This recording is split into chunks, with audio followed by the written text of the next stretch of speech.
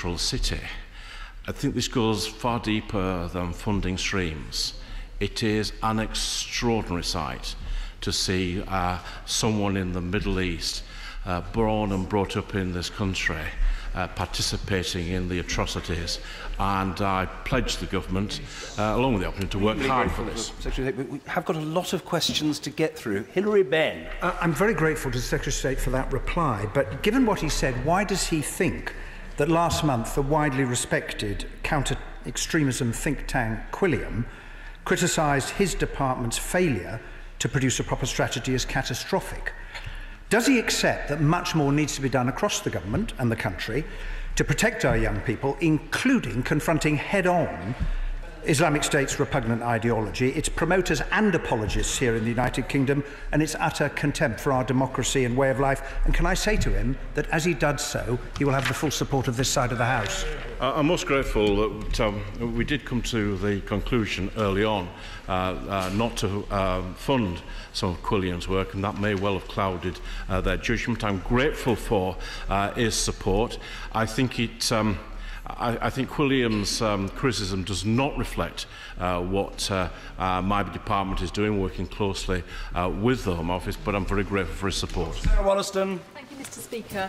The Rural Services Network has expressed some concern about the unintended consequences of removing 106 obligations on small developments and the effect that will have on raising land values and making it more difficult to achieve affordable housing in small rural communities. Would the Minister meet with me on this issue as well to discuss those concerns and reassure?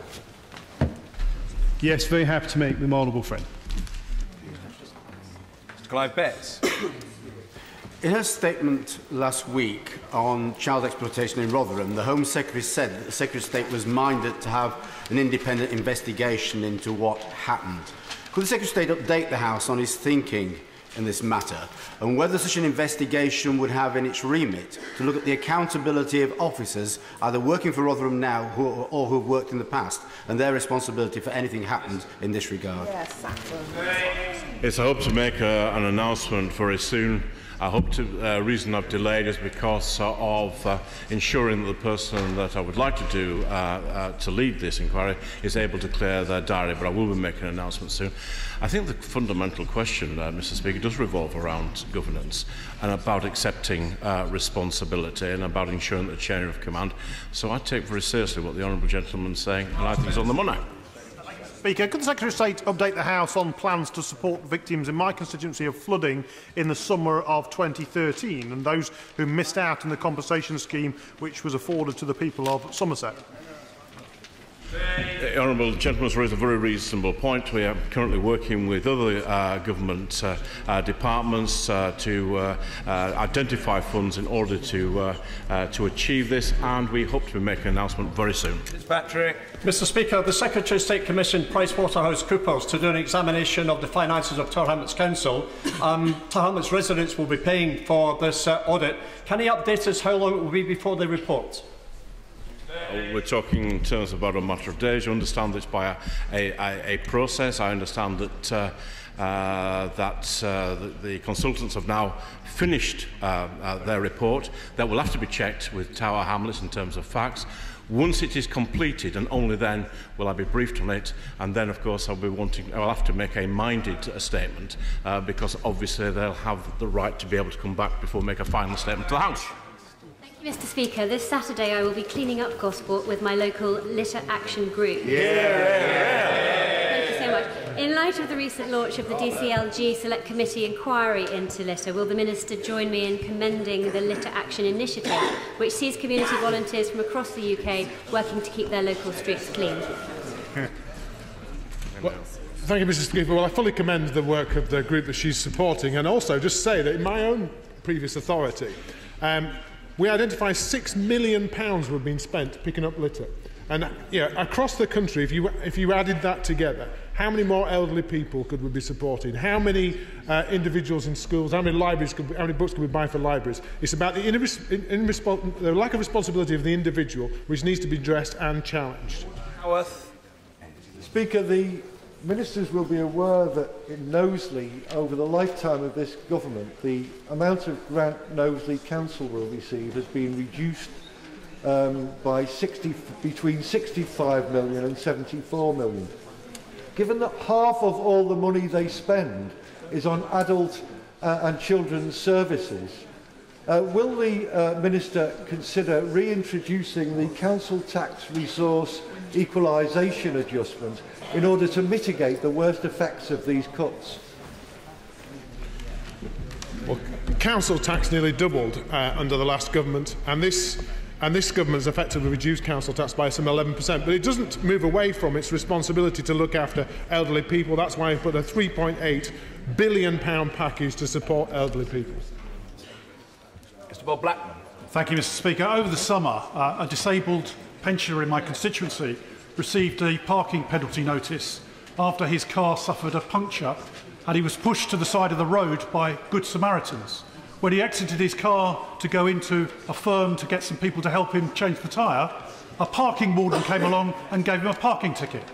Ealing Council refused to cancel that parking ticket, and they've exercised no discretion at all. Will my right honourable friend agree with me? This is outrageous. I have to say, I was very shocked to hear the laughter opposite. If you're a disabled person and you've had the full panoply of the state come upon the top of you on this, I think it's a disgrace. And I would urge Ealing Council right now to relook at that file and to rescind the parking ticket and to treat this disabled person with a degree of respect. John Cryer. Thank you, Mr. Speaker. Would the Minister make dealing with flooding a statutory duty of all fire services, or at least undertake to consider the same and then report back to the House? Well, I had an opportunity of seeing this very close, and I am very firmly of the opinion the way in which this is dealt with now through Gold Command for the firefighters and the Environment Agency and the police and working together is by far the best system. Thank you, Mr. Speaker. Can I welcome the massive support the Department has given to coastal communities like mine in Dover and Deal, and the great backing to high streets, of which Deal is officially and definitively the best in the country. Well, can I congratulate the honourable gentleman and his constituents for what they have managed to secure themselves on local growth. Deal is a fantastic example of a thriving high street, which I visited myself only a few weeks ago. They are already award-winning, but I wish them good luck in the Great British High Street contest, which they have entered. And I also look forward to visiting Betshanger Sustainable Park Energy Centre, which has secured £2.5 million of coastal communities funding to bring together business, education, heritage, green technology and tourism. Simpson. Mr. Speaker, under the scheme where councils can come together and cluster to provide services and procurement, can we be sure that small local businesses are benefiting from this?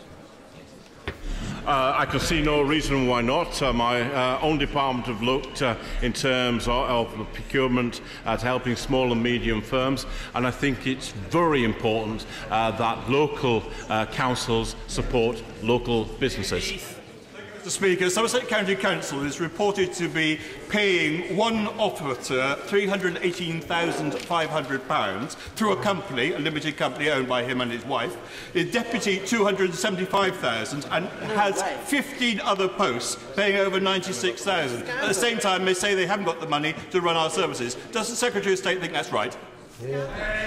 Well, obviously the possibility of applying for the job wouldn't rule out. I think that is an absolutely outrageous use of public money. People should pay their tax in the normal way, and this is an abusive process for that to have happened. Steve Reid.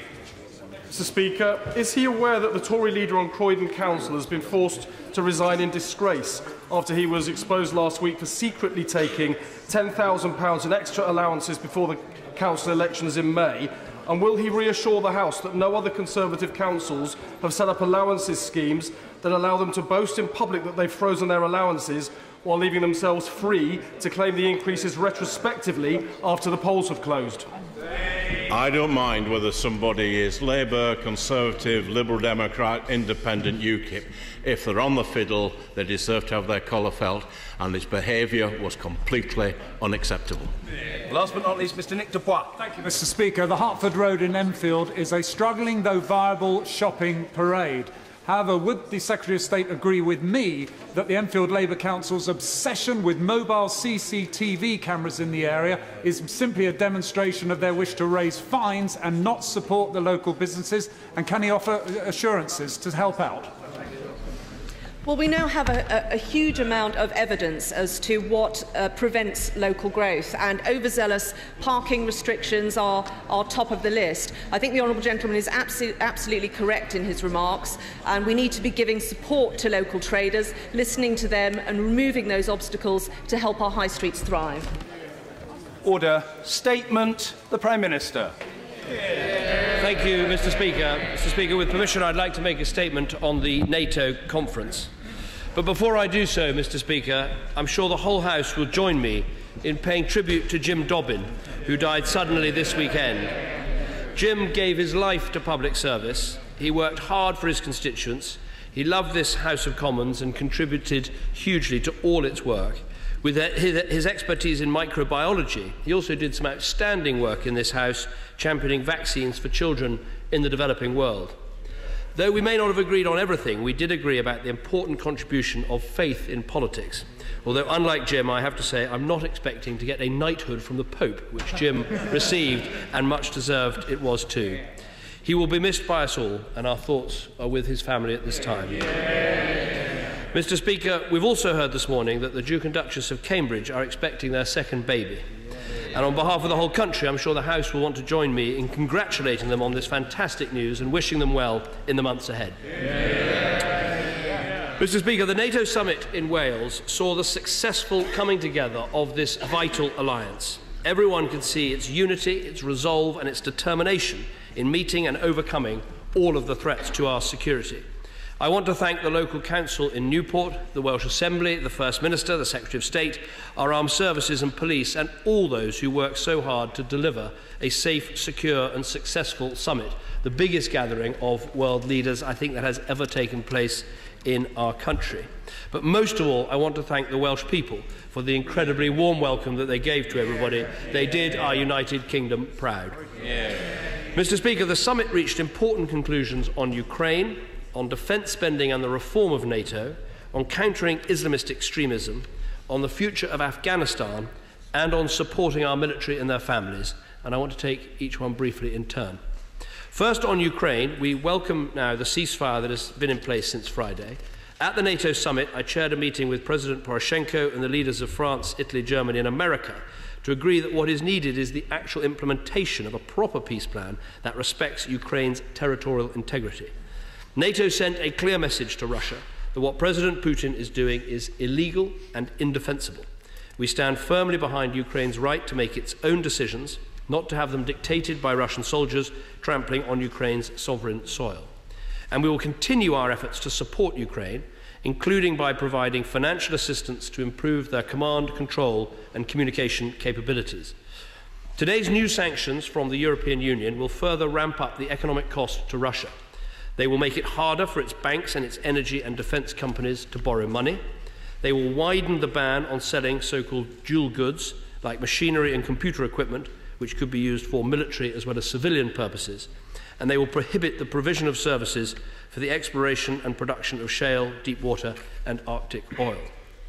Second, the summit reached an important agreement on defence spending.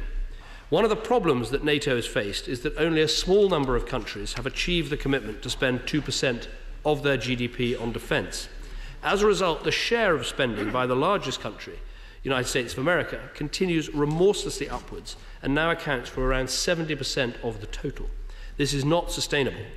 This summit addressed this by agreeing the responsibility for those countries who've not achieved 2%, and the conclusions are very clear about this. Through the Wales Pledge, every NATO member spending less than 2% has now agreed to halt any decline in defence spending and aim to increase it in real terms as GDP grows and to move towards 2% within a decade. There was also a second target that a fifth of all defence budgets should be dedicated to major new equipment, because what matters most is having military assets you can actually deploy. Now, Mr. Speaker, here in Britain we have the second largest defence budget in NATO and the biggest in the European Union. We have taken long-term, often difficult decisions to put our defence budget on a sustainable footing, and the fruits of this are now coming through. We are equipping all three of our services with the best and most modern military hardware that money can buy. This includes the announcement I made on Friday of a £3.5 billion contract for Scout armoured vehicles, which is the largest such order in over 3 decades. It includes new fleets of Joint Strike Fighter and Voyager refuelling aircraft, 22 new A400M transport aircraft, new astute hunter-killer submarines, Type 45 destroyers and Type 26 frigates, and HMS Queen Elizabeth, our brand new aircraft carrier. At NATO, you keep saying Labour, you might remember that they left us a £38 billion defence black hole. But let me continue. At NATO, I announced that our second new carrier, HMS, well, it's all very well to order them, you actually have to pay for them. That is, in a nutshell, really, that is the difference between a socialist and a conservative. They dream about having money, we actually raise it and spend it. But he'll be very pleased to hear that at NATO I announced our second new carrier, HMS Prince of Wales, will also be brought into service, and this will ensure we will always have one carrier available 100% of the time.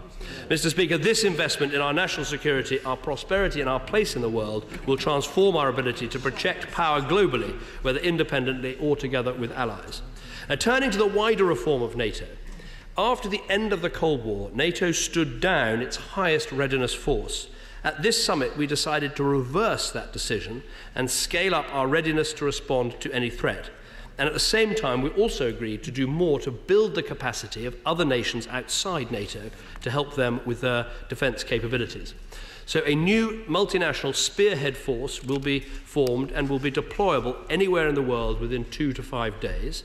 This is vital in underlining our Article 5 obligations to collective defence. And the UK will support this by providing a battle group and a brigade headquarters. We'll also contribute 3,500 personnel to exercises in Eastern Europe between now and the end of 2015 as part of NATO's efforts to ensure a persistent presence on our eastern flank. On capacity building, NATO has a vital role, as I've said, in helping other countries with their capacity to defend themselves against all threats, including terrorist threats. When we consider how many of the threats that NATO countries, including here in the UK, now face that are coming from the Middle East, North Africa and elsewhere, this capacity building is becoming ever more important, and it was a key priority for the UK at this summit that we made progress. So NATO will now undertake capacity building missions beginning in Georgia and Jordan, with the offer of a training mission for Iraq as soon as the new Iraqi government is in place. Next, the alliance was clear about the scale of the threat from Islamist extremism, and we agreed we must use all the instruments at our disposal, humanitarian, diplomatic and military, to squeeze this barbaric terrorist organisation out of existence. We should be clear about what needs to happen. We will continue to support the Kurds, including by providing them with arms and training their troops. We will work to support a new and representative Iraqi government, which we hope to see in place later this week. The fight against ISIL must be led by the Iraqis themselves, but we will continue to encourage countries in the region to support this effort and to engage allies across the world. We will proceed carefully and methodically, drawing together the partners we need to implement a comprehensive plan. Earlier today, I spoke to Ban Ki-moon to seek support at the United Nations for a broad-based international effort to confront ISIL, and I'll be working on building that international support when I attend the United Nations General Assembly later this month. Turning to Afghanistan, we called on the two presidential candidates to work together to deliver a peaceful election outcome and a new government as swiftly as possible. They made a statement during the conference that they would make these endeavours, and it's absolutely vital that that comes about. The summit paid tribute to the extraordinary sacrifice made by all our armed forces in driving al-Qaeda out of Afghanistan and training the Afghan security forces to take control of their security. We reaffirmed our long-term commitment to supporting a peaceful, prosperous and stable Afghanistan, including through our development conference in London in November. Finally, Mr. Speaker, as our troops return home from Afghanistan, so it is right that we do all we can to support them and their families. Mr. Speaker, in Britain we have the military covenant, a pledge of commitment between the government and our military, and we're the first British government to write this covenant into the law of the land. And we've made it ever more real by taking a series of measures, including doubling the operational allowance, introducing free higher and further education scholarships, investing $200 million in helping our service personnel to buy homes, increasing the rate of council tax relief, and signing up every single local council in our country in support of the military, and also giving unprecedented support to military charities. Now, at this summit, we took our military covenant internationally, with every NATO member signing up to a new Armed Forces Declaration, setting out their commitment to support their military and enabling all of us to learn from each other about how we can best do this. Mr. Speaker, we will continue to do everything possible to look after those who serve our country and whose sacrifices keep us safe. This, I believe, was a successful NATO conference. It proved that this organisation is as important to our future security as it has been to the past, and I commend this statement to the House. Ed Miliband. Mr. Speaker, I joined the Prime Minister first in paying tribute to Jim Dobbin. He was an assiduous Member of Parliament who always put the people of Haywood and Middleton first. He was, as the Prime Minister said, a man of faith, which underpinned everything he did.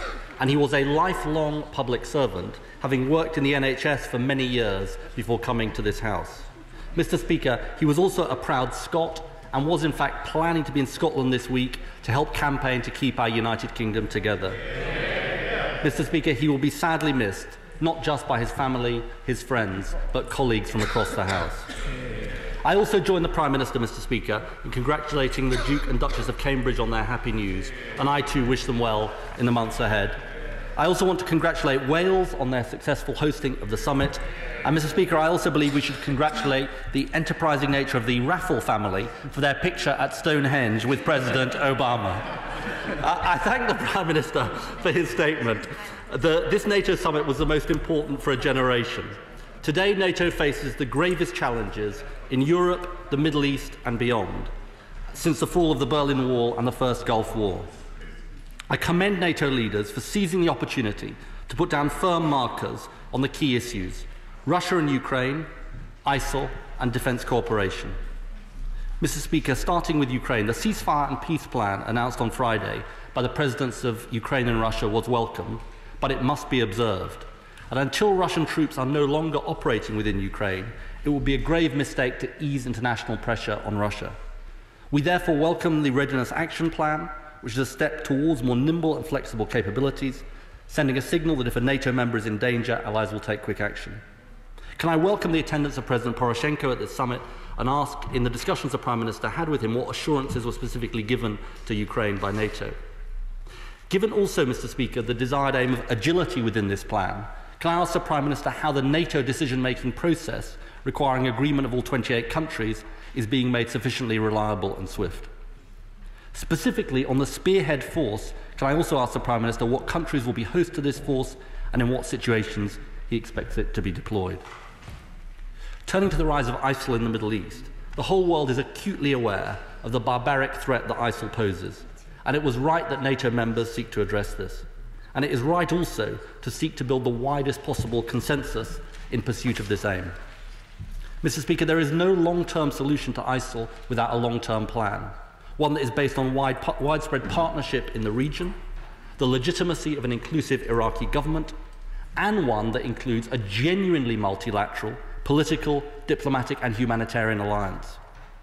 Mr. Speaker, in that context, can the Prime Minister tell us what progress he believes is being made in the urgent task of assembling a genuine inclusive government in Iraq? And can I welcome the united position taken by the Arab League yesterday against ISIL? And can the Prime Minister update the House on what other progress has been made in the vital work of building regional support? Turning, Mr. Speaker, to NATO's clarity of purpose, collective defence through a strong transatlantic alliance. On defence spending, we share the commitment to maintain strong defence and a strong NATO. And in the light of pressures that all countries are facing, does he agree that part of the task that NATO faces is better pooling of alliance resources so that we have the kinds of capabilities that are required? Finally, turning to Afghanistan, I commend the commitment of NATO members to Afghanistan. Mr. Speaker, our country has made huge sacrifices, and so have a number of others. It is right that by the end of 2014 we will see the drawdown of British forces. I pay tribute to our forces for the sacrifices they have made, and I join the Prime Minister in giving my full support to the military covenant the Armed Forces Declaration and its implementation. We know from the past, not least in Iraq, also the crucial importance of securing the right political settlement. So key to ensuring that the sacrifices that have been made lead to a better future is, of course, Afghan leaders resolving their current post-election differences and agreeing to a unified leadership. Can the Prime Minister update the House on progress on this, and indeed a security agreement with the remaining NATO forces? And given that the force contribution from coalition nations will be critical, can he also tell the House the number of NATO troops expected to stay past 2014 and the UK contribution to that mission? Mr. Speaker, this summit demonstrated that the NATO alliance is strong and is needed by its member states more than ever. As President Obama has said, the defence of Tallinn and Riga and Vilnius is just as important as the defence of Berlin and Paris and London. The task for NATO is to demonstrate this commitment and an understanding that wherever our interests lie, we need a strategy which combines military readiness with political, diplomatic and strategic alliances. We join the government in supporting a NATO that meets that challenge. Yeah.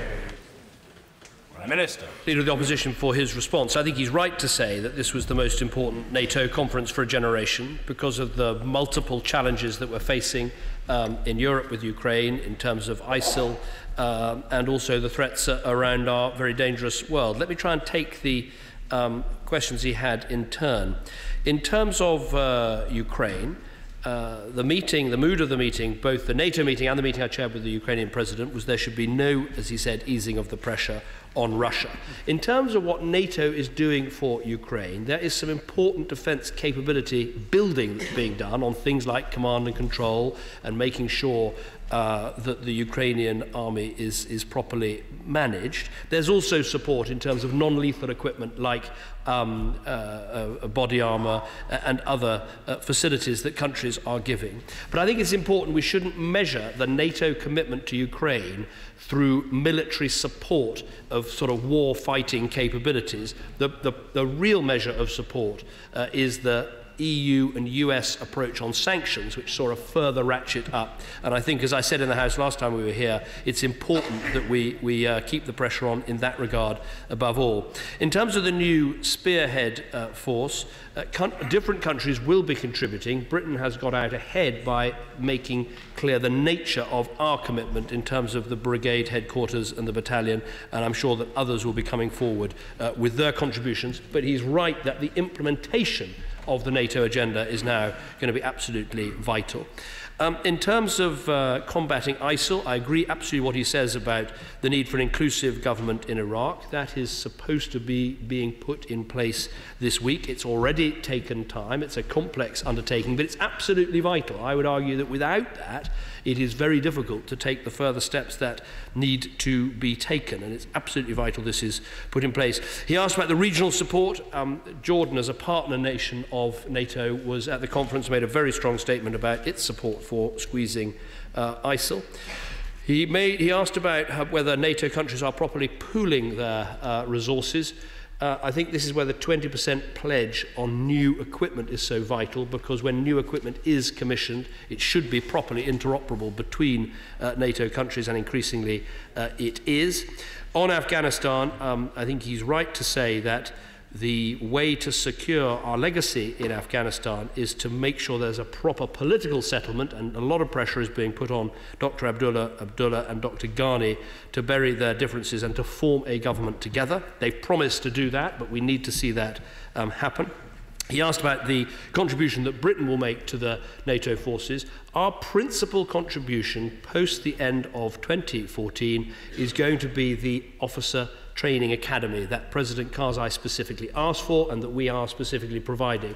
That should put our contribution of troops for that facility into the low hundreds. Some other countries, obviously most notably the United States, but also Germany and some others, will be having more NATO troops, as it were, on the ground. He asked about the bilateral security agreement. Both candidates have said that they will sign it, and I'd expect that to be signed. But his general point that what is required in this situation situation in Afghanistan, as in Iraq, is a combination of using all the assets we have at our disposal, including on occasion military assets, but the importance of politics cannot be underestimated. The future of Afghanistan will best be secured by an inclusive Afghan government, and the future of Iraq will best be delivered if there is an inclusive Iraqi government. Richard Ottaway. Mr. Speaker, never has there been a time when decision makers have been faced with so many key decisions, and I congratulate the Prime Minister and his colleagues for an excellent summit held in Wales. But just as they were meeting, yet another front was opening up with reports of militia activity on the Russia-Estonia border. Well, does the Prime Minister agree that Estonia is a red line, and can he assure me that if there is any incursions there, the UK and NATO will treat this with the most serious attitude that he can conceive? Well, I can thank my right honourable friend for his remarks. I can absolutely give him that assurance. But it is important that NATO, one of the first things that needed to happen at this conference was for NATO to be very clear about the Article 5 commitments, that all members of NATO are subject to that collective defence, Estonia included. And I think it's very important that message goes out. And that's why not only is the Readiness Action Plan important and this new spearhead force, but also starting to see more NATO exercises so that Russians can see, when they look at Estonia or Latvia or Lithuania, they can see different nationalities involved in the defence rather than just Estonians. Absolutely vital, and yes, it is a red line. Mr. Jack Straw. Thank you, Mr. Speaker. May I begin by thanking the Prime Minister and indeed my right honourable friend, the Leader of the Opposition, for the generous tributes which he and my right honourable friend have paid to our North West colleague and friend, Jim Dobbin. I know that they will be much appreciated. I wanted to ask the Prime Minister about the searing divisions which are now opening up inside the Gulf Consultative Council, with allegations by some states in the GCC that other states, including Kuwait and to a lesser degree, including Qatar and to a lesser degree Kuwait, are harbouring people, sometimes quite senior, who in turn are helping to finance and give other support to the Islamist extremists in Iraq and elsewhere. The Prime Minister say what representations he and others are making to the governments of these states to ensure that, to the extent that these activities are taking place, there's high suspicion that they are, that they stop. Yeah. No, I think the right honourable gentleman makes a very important point, which is that on occasions there have been concerns that some Gulf states have supported players, whether in Syria or in Libya or elsewhere, that take extremist views. And we have repeatedly said how unwise we think that is.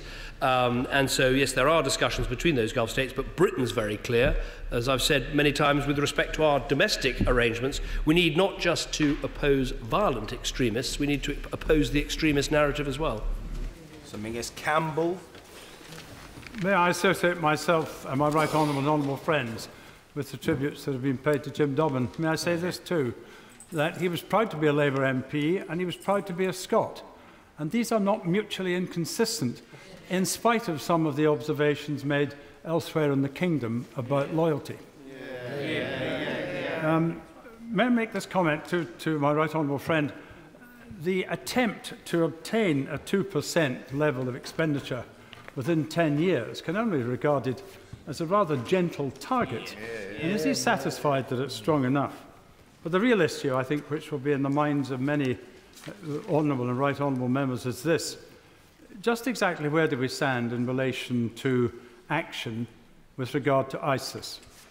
Would my right honourable friend agree that it's right to recognise that the best that is able to be done in relation to an ideology like ISIS is to degrade it so far as we possibly can, but that it would be entirely unrealistic to believe that either political, economic or military means would have the effect of destroying it?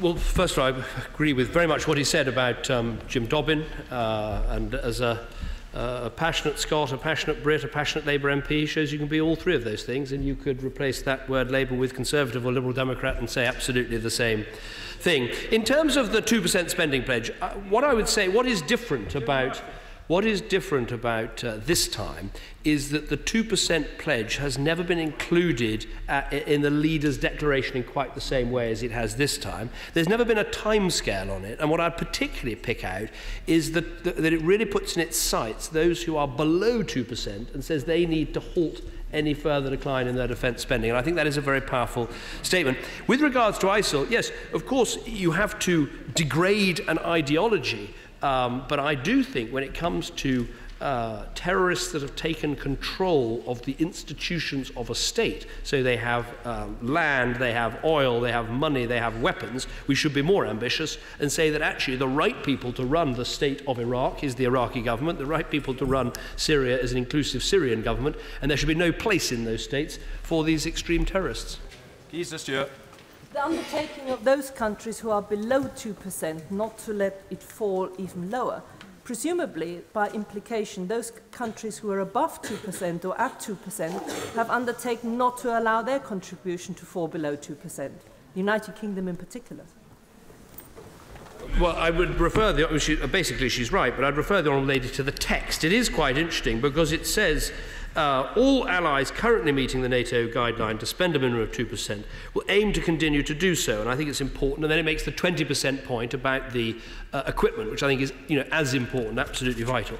But then it singles out allies whose current proportion of GDP spent on defence is below this level, and it goes through in some detail on page 4. They will halt any decline in defence spending, aim to increase defence expenditure in real terms as GDP grows, and aim to move towards the 2% guideline within a decade. I think it is important that for the first time all 28 countries signed up to that sort of specificity. Mr. Andrew Mitchell. Speaker, on ISIL, my right honourable friend is clearly right to have been very cautious and to have sought the widest possible support for any international action, including going through the United Nations and working closely with the Arab League.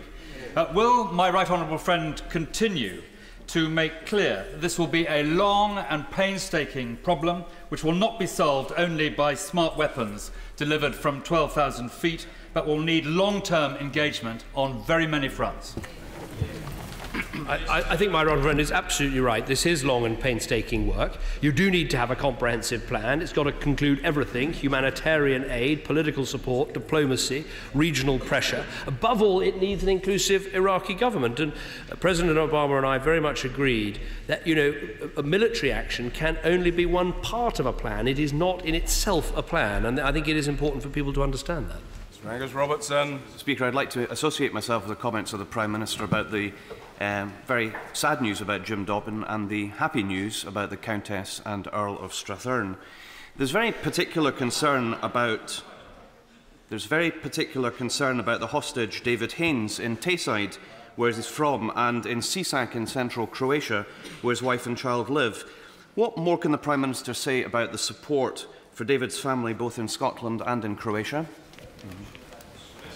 Well, it's obviously a tragic situation, and one only has to think for a few moments of what it would be like to be in his position or his family's position, to understand what they are going through.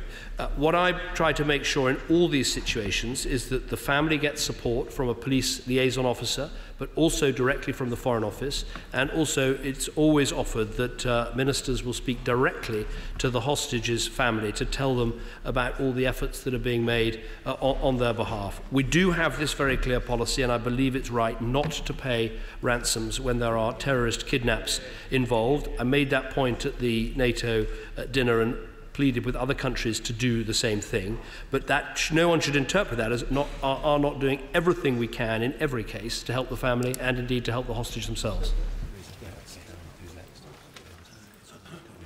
Mr. Nicholas Soames. Thank you, Mr. Speaker.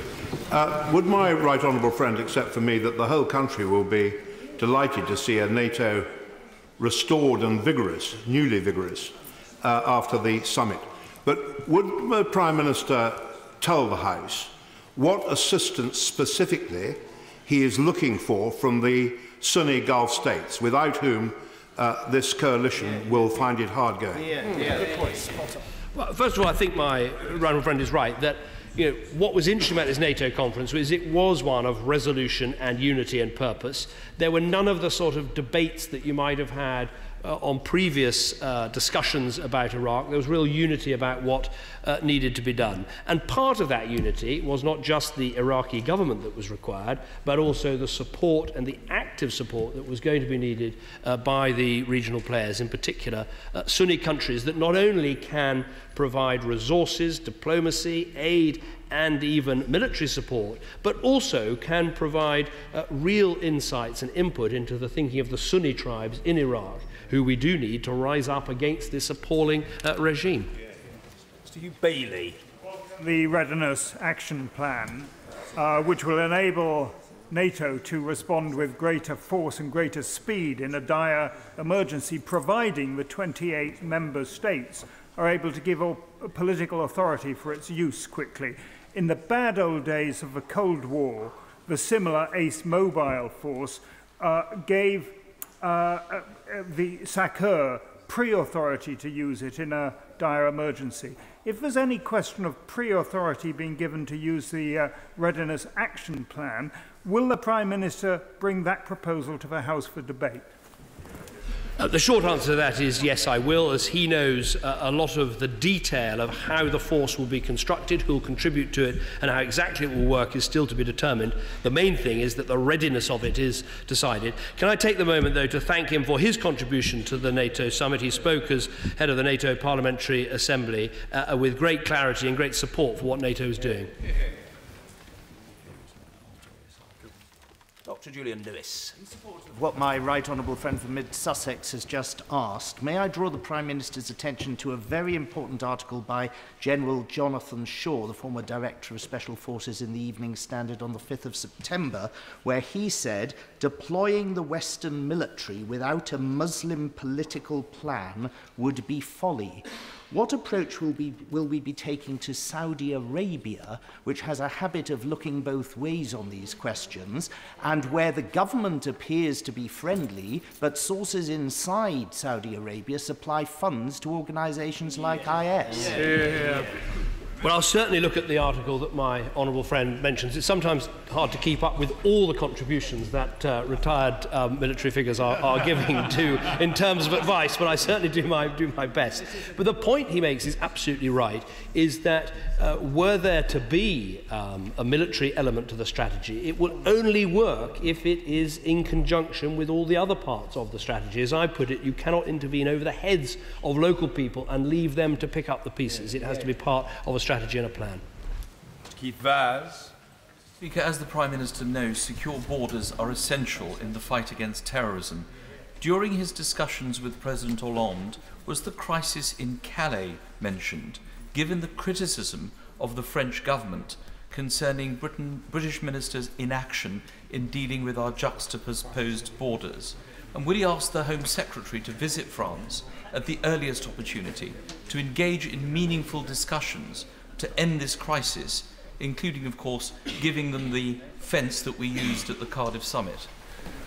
Well, to take his last point first, the offer of the use of the fence is there, and it was a very effective piece of equipment. I mean, these discussions are taking place at every level. I don't think it's fair to say that Britain has been unengaged in this. The juxtaposed border controls have been a success, but we need to work very closely together to make sure that the appalling scenes that we've seen aren't repeated. Sir Gerald Howarth. The Prime Minister have time to discuss with our NATO partners the very serious implications of Scottish secession upon the defence of the rest of the United Kingdom and NATO's northern flank, and in particular the potential threat to our sea lanes. Now, I wonder if my right honourable friend would not agree with me that this is in these very, very seriously troubled times, that surely England, Wales, Northern Ireland and indeed Scotland would be infinitely better defended and better together. Well, of course, a number of people raised their concerns about the referendum, and the overwhelming view of people who wish our country well is to say, of course, it's a decision for people in Scotland, but they hope that we stay together, and I would absolutely echo that. I mean, the point I'd make is there are two visions of Scotland's future that are being put forward here. The vision I believe in, and I believe the majority of Scots believe in, is, yes, of a proud and strong Scotland with strong institutions, with a powerful place in the world, but that is in part secured by its membership of the United Kingdom. The alternative vision of separation and such uncertainty about all these organisations, not knowing whether you'd have a place in the European Union or indeed a place in NATO or indeed what currency you would use. These are real problems of uncertainty, and I believe that the patriotic choice for Scotland is a strong, proud Scotland, but within a United Kingdom. Pat McFadden. Speaker, can I echo the Prime Minister's words about Jim Dobbin? I sat beside him at the meeting of the Parliamentary Labour Party that we had on Friday, and we both discussed the Scottish situation, and his death has come to all of us as a great shock. President Obama will set out his strategy for dealing with ISIS on Wednesday. If, as seems likely, military action is part of that strategy, if the UK government makes a decision to join in that military action, even if that decision is restricted to action in the air and not forces on the ground, does the Prime Minister believe that that would require a vote in this House? Well, the short answer to that question is yes, but we're not at that stage yet. As I said on Friday, I think we should be building this comprehensive strategy. We're already helping the Kurds, delivering them arms. I've said we should step up to arming them directly, to training Kurdish Peshmerga battalions, and increasing all the elements of the strategy. I've always believed in this role, and as leader of a government, you should consult with the House of Commons as regularly as you can, and the House of Commons should have an opportunity to vote. The point I always make, though, and this is not to run away from his particular scenario in any way, but it is important that a Prime Minister and a government reserve the right to act swiftly without consulting the Commons in advance in some specific circumstances, if you had to, for instance, prevent an immediate humanitarian catastrophe or indeed secure a really important, unique British interest. But other than that, I believe it's right, as he said, to consult the House of Commons. Mr. Martin Horwood. The summit declaration, and can I ask if the discussion that was just advanced between parliamentary consent, parliamentary consultation and the need for sometimes swift action doesn't underline the need for a proper legislative framework to actually govern this country's engagement in military action overseas? Well, that has been an interesting issue of debate, and we haven't come up, I think, with the final answer on that. I think there are problems with trying to write down every scenario into a law of the land. I think the convention that has grown up, that is now so clear in this House, that the House of Commons should be consulted and that a vote should be taken. I think the convention has grown up and is now very clearly understood on all sides of the House. And my personal view is that might be better than trying to write everything down in some inflexible document that can create all sorts of legal problems of its own. Mr. Dan Jarvis.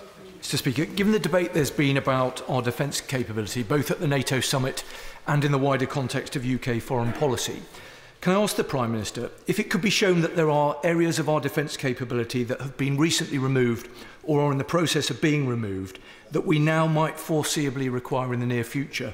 Would the Prime Minister consider reinstating that lost capability? Well, I always have an open mind on these issues, but I'd say very candidly to the honourable gentleman that in the last 4 years, I've often wanted to see even more of the capabilities that we've been ordering, intelligence, surveillance, special forces, transport, rather than more of the things which we have got rid of or discontinued. So actually my instinct is that defence reviews are vital, but only if you make bold decisions about the future capabilities rather than hang on to old ones that might not have so many uses. Mr. David Jones. Could I commend the Prime Minister for the confidence he showed in Wales by bringing the NATO Summit to Newport? It was the biggest international event of its kind ever held in this country and was clearly a resounding success. And does he agree with me that what is now important is that Wales should capitalise upon its period of international attention by ensuring that the International Investment Conference to take place in November is an equal success? No, well, I'm very grateful for my right honourable friend's comments. I mean, I do think the Welsh Assembly Government, Secretary of State, the police, all the organisations and Newport Council I singled out did a brilliant job. Celtic Manor was an absolutely excellent venue, but there was something like 24,000 hotel room nights that were required, not just in Wales, but also on the other side of the Bristol Channel. I think Wales must make sure we secure the legacy from the summit, which I think can be seen in trade and investment. This was a great window on Wales, but I also think there's a legacy in making sure that young people in our country understand the importance of NATO and the importance of defence. Mr. Paul Flynn. Perhaps the best way we can honour the memory of Jim Dobbin is to ensure the continuation of the fine work he did here and on the Council of Europe to help those who'd become addicted to prescription drugs.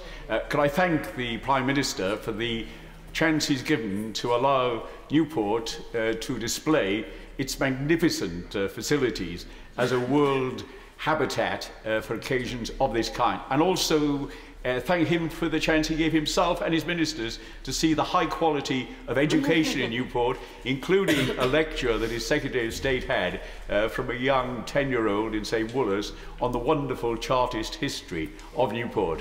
And can I ask again and emphasise again that in November there'll be a world conference of almost equal importance to get business opportunities to Newport, Wales and the United Kingdom. What's he going to do to ensure that'll be an equal success? Well, it's a rare event that the honourable gentleman and I are in almost complete agreement, but I think this is it. I agree with what he said about the importance of addiction to prescription drugs, but above all, I think Newport really did put a great face forward in terms of the way it responded, because there are pressures with the NATO summit, there are traffic problems, there's disruption, but I thought people were incredibly reasonable about that and very, very welcoming, including the local media, to everyone who came. Securing the legacy is about supporting this investment conference and making sure we maintain a pro-business environment in South Wales. Mr. James Gray. Mr. Speaker, the growing parliamentary convention, which the Prime Minister mentioned a moment ago, that this House should be consulted and given a vote on all overseas deployments, would fail for two reasons in this context. The first being, of course, that the NATO Rapid Reaction Force that he's described would be deployed within 2 days, and therefore presumably there would be no possibility of any such vote, and anyhow perhaps there shouldn't be, and also be deployed, of course, under NATO command. And secondly, the only two occasions which this House has voted on war, one was Iraq in 2003, and the second was Syria last year, and neither of them an outstanding success. Would the Prime Minister not agree with me that there ought now to be some serious thinking given to precisely what role this House has when we decide on deploying our troops overseas? Well, I mean, I hear what my honourable friend says, but I would say that the convention that's grown up is that if there is a premeditated action that is undertaken, whether the war in Iraq or the view that I had that it was right to consider action in response to the use of chemical weapons in Syria, where that is a premeditated decision by the government, it is right to consult and, if possible, have a vote in the House of Commons. I don't think you need to write that down in some book of rules in order for that to be the overwhelming convention. But as I've said, there are times where very rapid decisions have to be taken. And I think the House of Commons understands that when that happens, as was the case with Libya, that you make the decision and come straight to the House to explain yourself afterwards. Mr. Mike Gapes. Speaker, can the Prime Minister clarify the position as regards arming the Kurds? He said in his statement, we will continue to support the Kurds, including by providing them with arms. I took that to mean NATO because he was referring to the alliance. Yet in an answer just now, he said both supplying weaponry from other countries and potentially, I think he said, arming them directly. Is he now saying that we are arming the Kurds, which I would welcome, and what weaponry are we going to give them? The short answer to that is yes. Up to now, we have helped to provide the Kurds with weapons, so we transported some weapons, for instance, from Albania to the Kurds, using our transport planes, because that fitted in with the weaponry they've been using, which is, some of it has been from a Soviet era. But I have always said that we would respond positively to requests from them for the direct supply, and we are now prepared to do that, and so will be providing them with arms, as the Germans and others will. And also, with allies, we think it's right right to step up our training and mentoring efforts, and so we've said that we would be willing, if they would like, to train a battalion of Peshmerga fighters, because they are doing such a vital job in holding back ISIL. So that's we as in we, the United Kingdom, rather than we as in NATO. Mr. John Barron. The Prime Minister and the NATO Summit has been absolutely right to stress the importance of strong defence, but given recent critical reports from the NAO and the Public Accounts Committee, and very disappointing reserve recruitment figures, creating the risk of capability gaps and false economies, has the time not come for the Prime Minister to reconsider the government's army reforms? The short answer to that is no, I don't think it would be right to reconsider the reforms. Over the last year, 3,200 people joined the Army Reserve. I'm confident that we are now going to see some good recruitment figures to the Army Reserve, but it is a major change that we're putting in place. But the bigger point I'd make to my honourable friend is when we consider the sorts of things that we are contemplating doing, whether it is helping the Nigerian government overcome their problems, whether it is what we did in Libya, whether it's the sorts of things we're doing in Iraq, what we need more of is intelligence, surveillance, special forces, mobility, assets and equipment that can be used with partners, the most modern equipment, rather than necessarily, and also armed forces who have no extra equipment needs because they've got everything they want. It's that that's required, rather than just very large numbers of people involved in any of the three services. Mr. Ian Paisley. Thank you, Mr. Speaker. Can I associate myself and my party and my colleagues with the tribute that the Prime Minister made to our colleague Jim Dobbin on these benches? Jim, of course, for me, will be remembered greatly for his strength of opinion on Gibraltar in particular, and his support there and his right for the self-determination of those people to remain British, and how that resonated very strongly with me as an islander and my desire to remain British also. I can also associate myself with the comments that the Prime Minister that he's not expecting a knighthood from the Pope. He's not the only one in this House in that particular regard.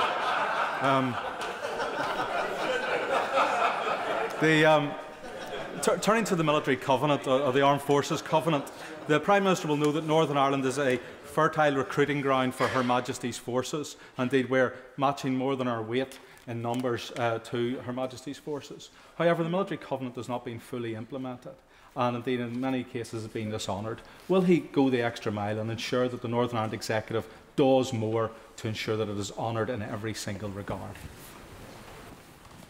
No, I think the Honourable Gentleman makes an important point. I have discussed this with the First Minister and Deputy First Minister in Northern Ireland, because it is important that we look after our armed forces and their families in every part of the United Kingdom, and I hope that some progress can be made on that. But meantime, of course, local councils are able to take up the community covenant and make sure that they're acting in a way that supports armed forces and their families, and many councils in Northern Ireland will be able to do that. As for his remarks about the Pope, I think I probably won't. I assume there might be something that cascaded down the generations, but obviously not. Mr. Andrew Raventham. Mr. Speaker, the House will share the Prime Minister's concerns about the situation in Ukraine, and in particular his description of President Putin's actions as both indefensible and illegal. At his meeting with President Poroshenko and other leaders, did they come to any conclusion as to what were the aims of Russia and President Putin in the Ukraine, and what action might be taken if he continues to pursue those aims? What I'd say to my right honourable friend is I think the aim of Russia is to deny the people of Ukraine their legitimate choice to be closer to the European Union and have an association agreement with it. And what we need to do is to say very reasonably to President Putin that he cannot overcome the stated will of a people to determine their own future.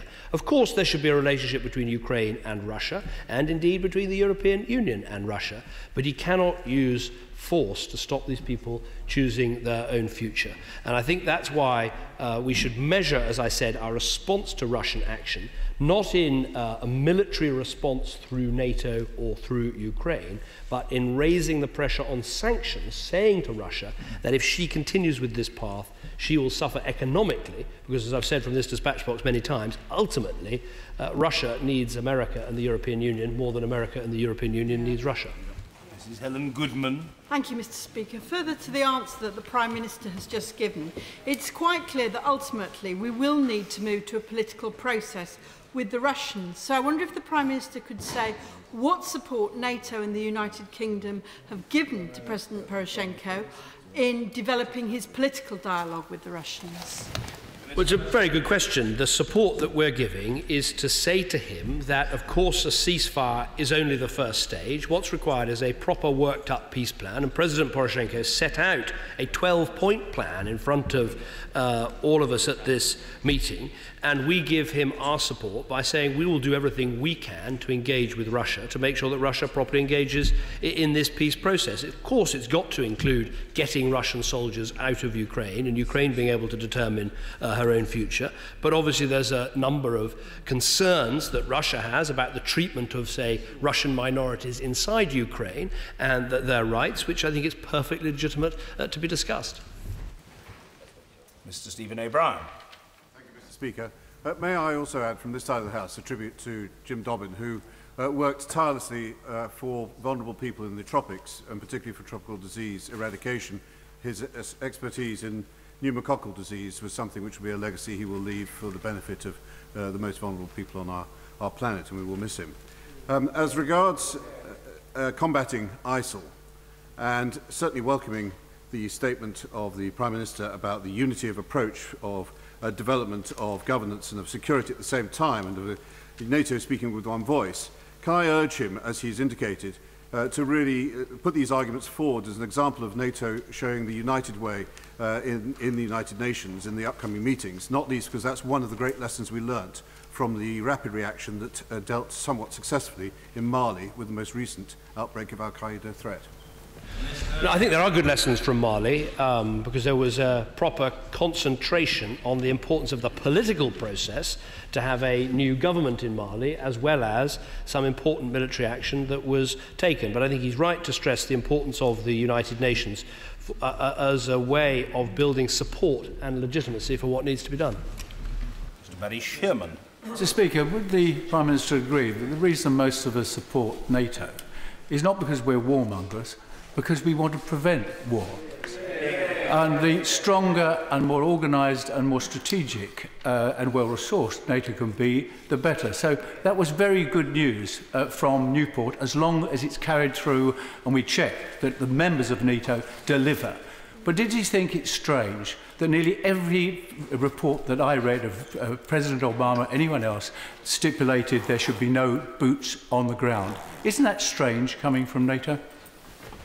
Well, first of all, let me agree with the right honourable gentleman. I mean, NATO is a defensive alliance, and that is, I think, the heart of its success. Of course, it has to think now more about the threats that come from outside Europe in terms of terrorism, cyber attacks and the rest, which may require more activism. On his remarks on boots on the ground, look, of course, in order to, as I put it, squeeze ISIL out of existence, there will have to be boots on the ground, but those boots should be Iraqi boots. It is their country, and they should be leading this process. The question for us is what can we do to help those boots in the ground rather than put our own there? Mr. Crispin Blunt. The absence from commitment to, and indeed from the formation of, an international strategy to destroy the Islamic State of any of Russia, Turkey, Saudi Arabia and Iran will probably fatally compromise such a strategy. What efforts are being made to include them? Well, I think my honourable friend makes a good point, and of course the Turkish president, who had some quite extensive talks with at the NATO conference, was there, and like everyone else is extremely worried about the creation of this state on his doorstep, not least because of the appalling kidnaps that have taken place of such a large number of Turkish personnel. I think, though, where he's right is obviously discussions have to be held with all of these regional partners and players to make sure that the strongest possible squeeze can be put on this organisation. Mr. Jeremy Corbyn. Speaker, the West went into Afghanistan 13 years ago, to Iraq 11 years ago, and now a massive NATO summit agrees to spend yet more money on defence all around the world. What consideration was given as to why there's been such an increase in terrorism since those two wars, why ISIL has grown as such a very big force, and should the NATO summit and indeed all leaders not be looking at the causes of war and the perception of the role of the West in seeking commercial advantage and mineral advantage all around the world rather than bequeathing us yet more military expenditure?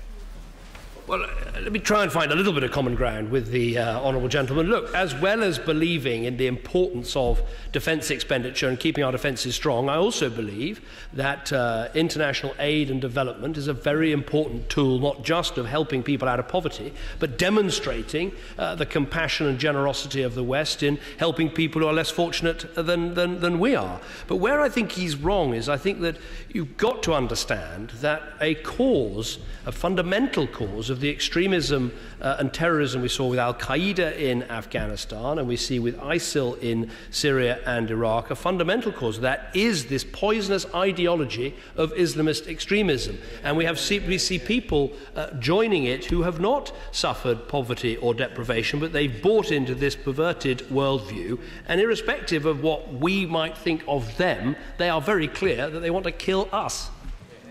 Mr. Christopher Troop. Mr. Speaker, is the Prime Minister satisfied that all our NATO allies are themselves taking sanctions against Russia? And particularly, is he concerned about the role of Turkey, which doesn't seem to be taking sanctions and indeed is undermining, or alleged to be undermining, some of the sanctions which we're taking?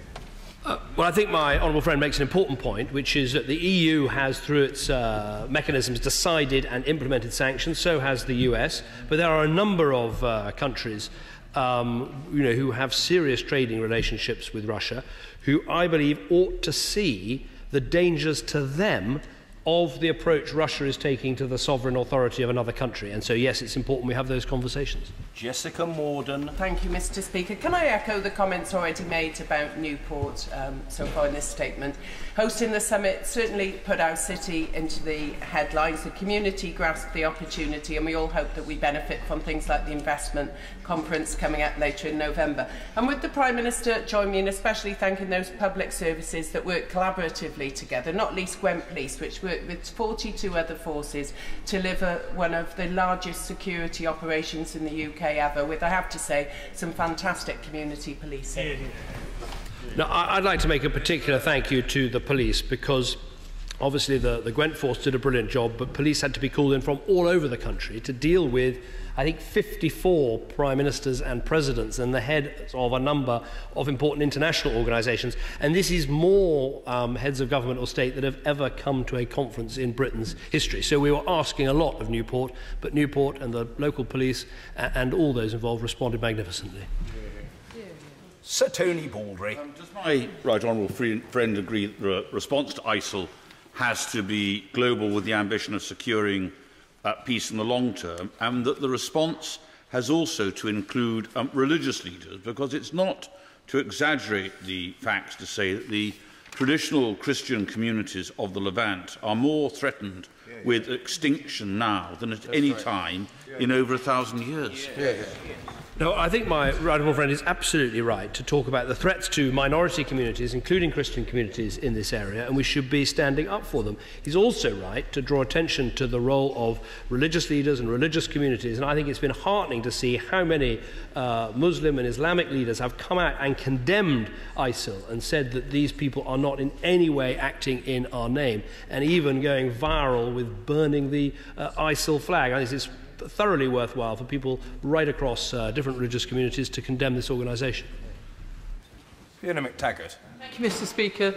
The Prime Minister, in response to the members for Mid Sussex and New Forest East, confirmed that the response to ISIL has to involve regional governments more effectively.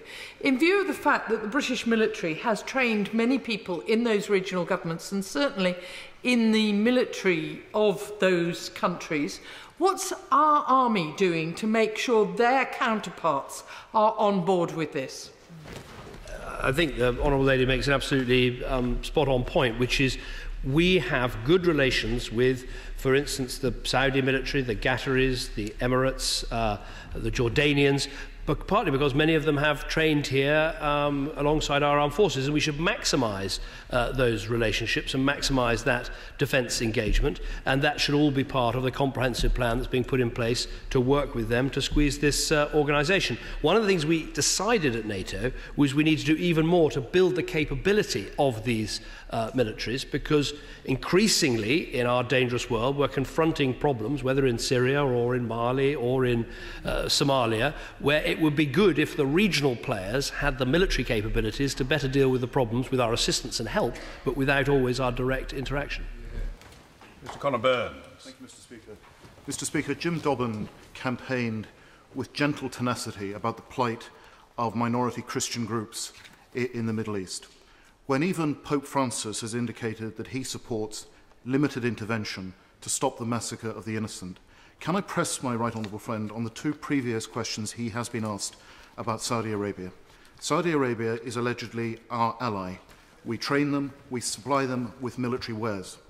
Can my right honourable friend tell me specifically what interventions he and his Foreign Secretary have made with the Saudi government to ask them if they will be part of the solution in what is their backyard? Well, there's certainly engagement taking place, and I myself spoke to the King of Saudi Arabia around 10 days ago about how we should best work together to confront this threat, and they see it very much as a threat to themselves.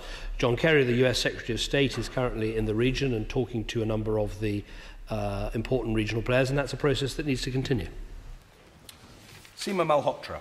Thank you, Mr. Speaker. Could the Prime Minister clarify what support is being provided to Iraq to ensure the country has an inclusive and strong government to tackle its national threats, and also the resources to support the safety of citizens in war zones, particularly women and children, with the reports of appalling sexual violence being perpetrated by ISIL? Well, to take the second part of the Honourable Lady's question first, obviously our aid budget is being brought to bear, working with others to build refugee camps and to help those people who get to safety. So whether that is the Yazidi community or other people who are being persecuted. In terms of working with the Iraqi government, I'd say we're stepping up what we're doing. We obviously have a full embassy engaged in that work, as do the Americans. We're doing more, but the crucial decision needs to be made by the Iraqi leaders themselves that it's time to end the sort of client politics of looking after the Shia and not the Sunni, but instead forming a proper inclusive government that includes Sunni, Shia and Kurd. Nadeem Zahawi. In light of Russia's destabilisation actions in the Ukraine, can I ask the Prime Minister to inform the House what discussions were had at the summit about improving NATO's cyber security capabilities and the implications to Article 5 of cyber attacks? Well, I thank my honourable friend for that question. This was an issue that was discussed because clearly there have been some very vicious cyber attacks that have been carried out on NATO members, and it's no good having a defence alliance if you can't address one of the modern threats, which is the ability of people to take out computer programmes or electricity grids or what have you. So this is an important part of the work that we do, and Britain has some particular expertise in this area. Mr. Kevin Brennan. I also convey my shock and sadness at the loss of our good friend and comrade Jim Dobbin. His daughter lives in Cardiff, and he never missed an opportunity to tell me how proud he was of his grandsons and their achievements. Could he also add to the list of organisations he thanked Cardiff Council, which organised the NATO dinner in Cardiff, and also the warships in Cardiff Bay? But would he comment on the question I think my friend was trying to get at from Birmingham Edgbaston, which is he offering a guarantee that the UK will not allow its defence expenditure to fall below the 2% target next year? First of all, can I thank the honourable gentleman for accurately reminding me that I should include Cardiff City Council. They did a brilliant job with the dinner in Cardiff Castle. It was a fantastic setting for discussing the issues we need to discuss, and I'm very grateful for everything that they did. On the 2%, we meet the 2%. We have under this government. The new targets are very clearly set out in the document. As I say, they put a particular emphasis on those people not currently meeting 2%, but all parties in this House will have to set out their spending plans, including for defence at the next election. Mr. Oliver Colville. Thank you. Mr. Speaker, and can I thank my right honourable friend for his commitment to invest more money into the equipment for our armed forces. But should the Scots tragically decide to vote for independence in the forthcoming referendum, will my right honourable friend consider Plymouth Dockyard to build future naval ships rather than continue to build them in what would then be, of course, a foreign country?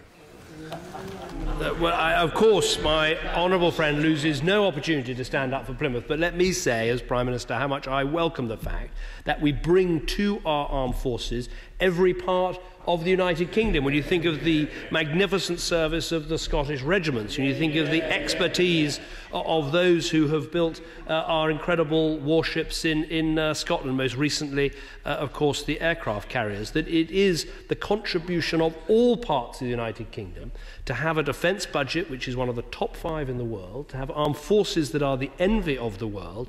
And my argument would be not just that Scotland benefits from being part of this, but Scotland contributes a huge amount to what is a unique asset around the world.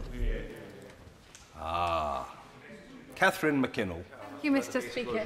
May I add my tribute as well to colleague and friend Jim Dobbin. He's been very supportive since I came into this House in 2010, and he will be greatly missed.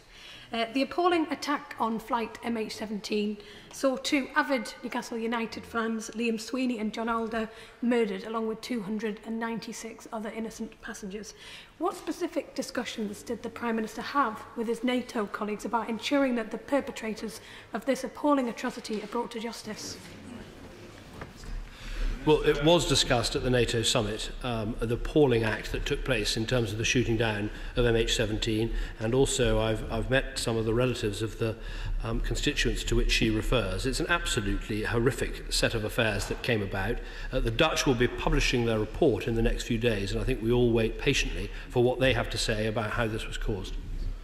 Sir Bob Russell. In light of Britain's further defence commitment at the NATO Summit, will the Prime Minister give a categorical assurance there will be no more cuts in the size of Her Majesty's armed forces? Well, I certainly don't want to see further reductions in, for instance, the size of our army. We've had to take difficult decisions, going to a regular force of 82,000 and a larger reserve force, and I don't want to see further changes to that. But as I said in answer to a question earlier, what matters most of all is having armed forces that you're confident to use because you know you've got the most modern equipment, and you're never going to send soldiers, sailors and airmen into a difficult situation with substandard equipment. What we've been able to do is make sure they've got the very best equipment now with the Scout vehicle to come, because it's that is absolutely crucial. Mr. Andrew Gwynn. Thank you. Can I thank the Prime Minister for his kind tribute to our friend Jim Dobbin, who is was a greatly respected member of both the Labour and cooperative movements in Greater Manchester and will be missed.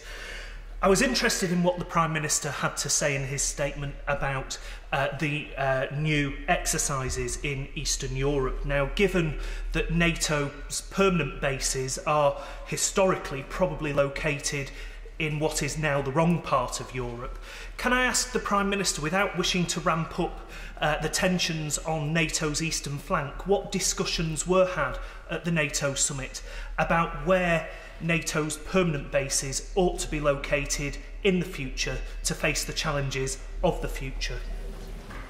No, well, the honourable gentleman is absolutely right to make this point, and part of the plan, part of the readiness action plan, is that there should be the pre-positioning of equipment and better use of bases in Central and Eastern Europe, and he'll see from the detail of the declaration that's very much anticipated by this NATO conference. Mr. Philip Davis. Thank you, Mr. Speaker. We've always been told that the more we spend on overseas aid, the more it would enhance our security. And yet, the more we've been spending on overseas aid, we've now had our security threat level raised. So that correlation has clearly been shown to be a load of old cobblers. So can I therefore ask the Prime Minister to divert some of the money from the overseas aid budget and give much needed additional resources to our armed forces and our security services to help keep us safe in these very dangerous times? I don't think it's quite right to make that correlation. I would argue that had we not put money into, for instance, stabilising Somalia, stabilising Afghanistan, helping to stabilise countries like Pakistan, we'd see even more pressures of asylum seeking and migration, and even greater problems with drugs and terrorism. The question we have to get right is the correct balance between armed forces to keep us strong and an aid budget which fulfills our moral responsibility to the poorest in the world, but also, I would argue, helps to keep us safe.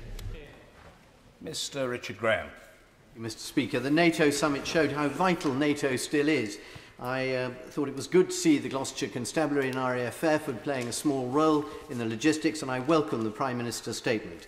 As part of the security discussions, did members discuss at all the role of foreign imams in our mosques?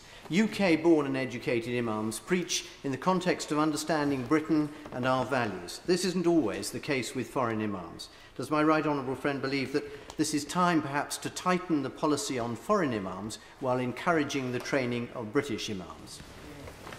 I think there's a lot in what my honourable friend says. I think what matters most of all is that imams are able to communicate to their constituents in English. I think that's absolutely vital, and that they are, up to date with how to help young people and divert them away from these extremist preachers that they find online.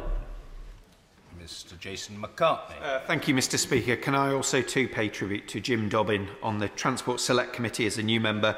I particularly appreciated his expertise and knowledge and shared passion for Trans-Pennine infrastructure and transport, and he'll be sadly missed on the committee.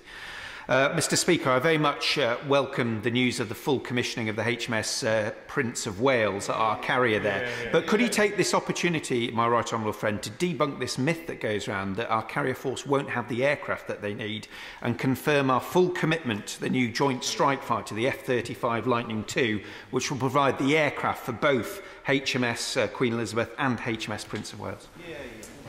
I can confirm that. The point is that we will have Joint Strike Fighters on these aircraft carriers, as well as, of course, vital attack and other helicopters, but there'll be platforms of real power. And the announcement I made about making sure that both are commissioned means that at any time we'll always have a carrier available. And I think that will, really does strengthen the defence capabilities of the country.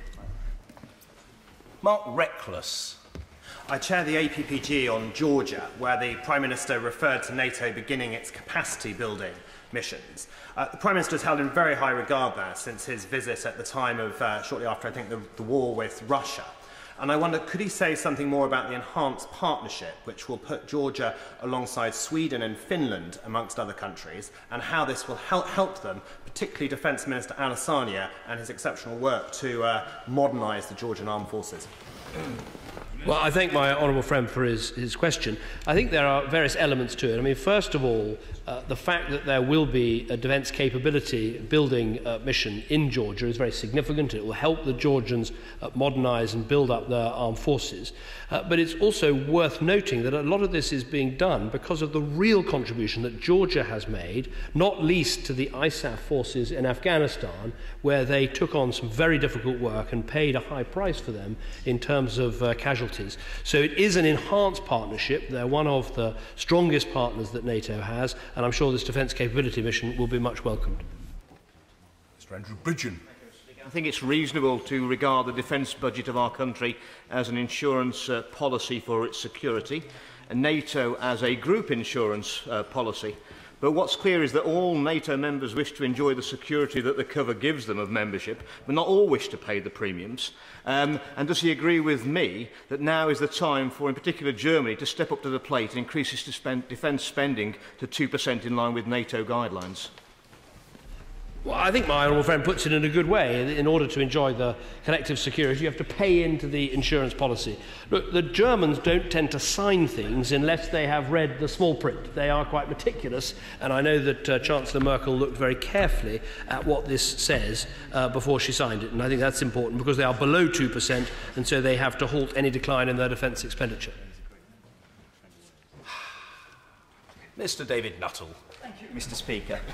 Can I associate myself with the remarks made about the late Jim Dobbin? He was my parliamentary neighbour, and he was a man of faith and a man of great principle and decency. Yeah. Mr. Speaker, in an increasingly dangerous and uncertain world, does the Prime Minister agree our 27 allies in NATO provide a better guarantee of safety and security for the British people than could be provided by the other 27 members of the European Union? Well, the point I would make to my honourable friend is they are two quite different organisations. I mean, NATO is about defence and collective security, and we have, if you like, we've signed away a bit of our sovereignty in NATO that we have pledged to go to defend anyone who is attacked. Whereas, of course, the core purpose of the European Union is not about defence, but should be about securing our prosperity and making sure that we can trade freely with our 27 partners. James Morris. Speaker. Would the Prime Minister agree with me that in considering defence equipment increases across NATO, we should give equal weight to the importance of cooperation on cyber defence and cyber attack? Because that's going to be an important area of theatre in the future, particularly in relation to Russia and other countries. I agree with my honourable friend, and it is important. He mentioned cyber defence and cyber attack. If we believe in deterrence in the field of, say, nuclear power or conventional forces, we should also apply the same logic to cyber warfare too. Mr. Raymond Chishti. Thank you, Mr. Speaker. With regards to achieving a secure, stable, democratic Afghanistan, does the Prime Minister agree with me that it would be helpful to have a secure, democratic, successful Pakistan? With that being the case, does the Prime Minister agree with me that the United Kingdom will always support a democratically elected government in Pakistan and not those that are trying to derail that government, take into account recent events? No, I agree with my honourable friend. We should be friends of a democratic Pakistan. I think it is good, in spite of that country's difficulties, that there has been a transition from one democratically elected government to another democratically elected government, and we should be encouraging that process. Thank you, Mr. Speaker. I thank my honourable friend for the work he's done in NATO to ensure a strategy to deal with ISIS. Does my honourable friend agree that Kurdistan is the only beacon of democracy, the rule of law and a place of religious tolerance in Iraq? And as well as supporting Kurdistan in the short term, does he not agree that in the long term Kurdistan needs continuous political, military and humanitarian support given its status? And was there any discussion in NATO also about Iran's onward march to nuclear capabilities?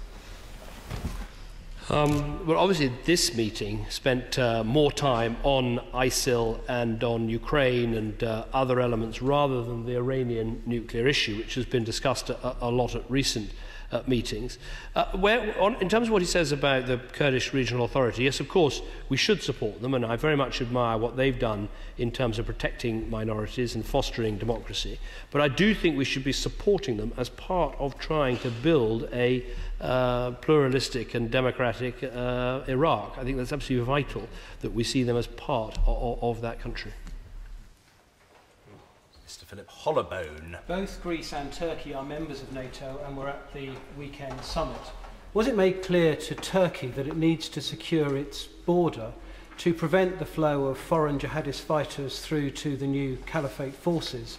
And was it made clear to Greece that as its border is the weakest part of the EU's external frontier, it must secure its border against the hundreds of thousands of illegal immigrants who are making their way into the European Union across the EU to Calais, trying to make their way on ferries to our shores? No, my honourable friend makes 2 points I totally agree with. First, on the Turkish border issue, I did discuss this with President Erdogan. They have actually made quite a lot of steps forward to provide further security to their border, and they're looking at a range of military intelligence and security cooperation with ourselves to help to that end. I think there is a real problem with Europe's external borders, the Greek border being one, where people are coming into Europe to claim asylum, but instead of claiming asylum in the first country they arrive in, which is what they ought to do, they are making their way instead to Calais in order to try and come to the UK. So we need those external borders secured, but we also need everyone to properly implement the rules that we've all agreed. Mr. Martin Vickers. Thank you, Mr. Speaker.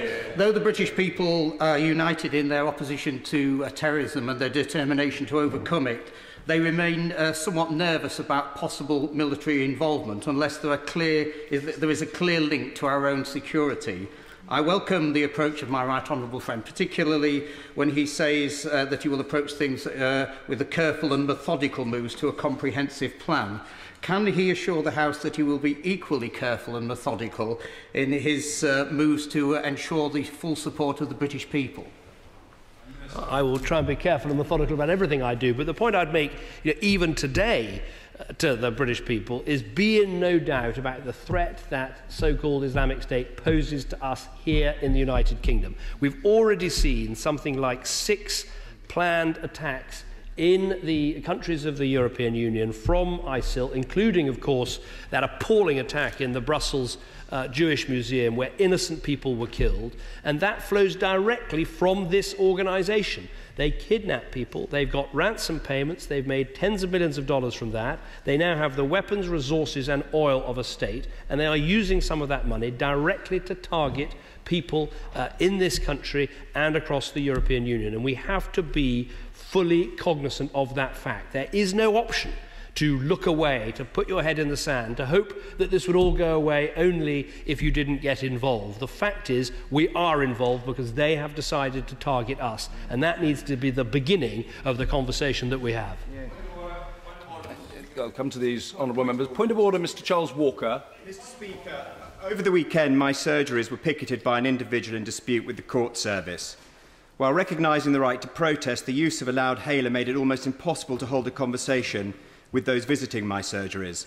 The protest also extended to my home and, more worryingly, those of my patient and generous neighbours, which resulted in multiple calls being made to the police throughout Saturday and Sunday. The protester made clear to my neighbours that unless I succeeded as their MP in changing the law to his liking, he would mount a sustained campaign against them. These threats caused great distress. Mr. Speaker, protest is one thing, but it is intolerable to try to coerce an MP to act in a particular way under the threat of his neighbours and constituents being harassed, disrupted and distressed. Mr. Speaker, to paraphrase a US president, I think it was Truman or Roosevelt, your right to throw a punch ends where the nose of another constituent begins. I'm extremely grateful to the honourable gentleman, both for his point of order and for his courtesy in tipping me off yesterday about his desire to raise it. I think that the whole House will have been shocked to hear the account by the honourable gentleman of the distress and disruption to which he, his family and his neighbours have been subjected. Let me perhaps, I hope on behalf of the House, make the situation clear beyond doubt. However strongly any individual feels about a particular cause or campaign, each and every member of this House has a right to go about his or her legitimate business without intimidation or harassment or fear thereof. Moreover, it is quite unacceptable for any individual to threaten continuing such harassment if the member fails to seek to bring about the particular change in the law that that member of the public seeks. That simply won't do.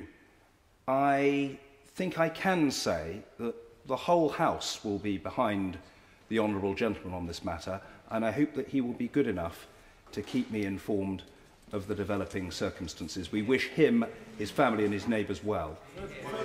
Point of order, Dr. Julian Lewis. Further to that point of order, Mr. Speaker, may I just remind the House that in 2009 we had an intensive debate on the security of members' home addresses, precisely because, as the then leader of the House, the then Labour leader of the House, rightly said, the Right Honourable Lady for Camberwell and Peckham, she said that MPs must be able to do their job without fear or favour and without having to look fearfully over their shoulders. And what disturbs me, from what little I know about this incident, is that it appears that the police seem reluctant to intervene. And if that is so, is it not absolutely disgraceful?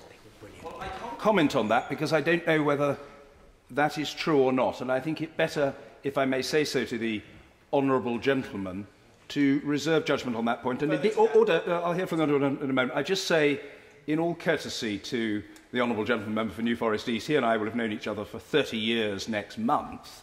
And when first he proposed, in the interests of all colleagues, to bring about a change in the law on the subject of home addresses, I don't mind admitting and reminding him that I didn't think his chances of securing that change were very good. I should have known better than to predict failure for the Honourable Gentleman. He was successful in his mission in the interests of all colleagues. I've got a feeling that the Honourable Gentleman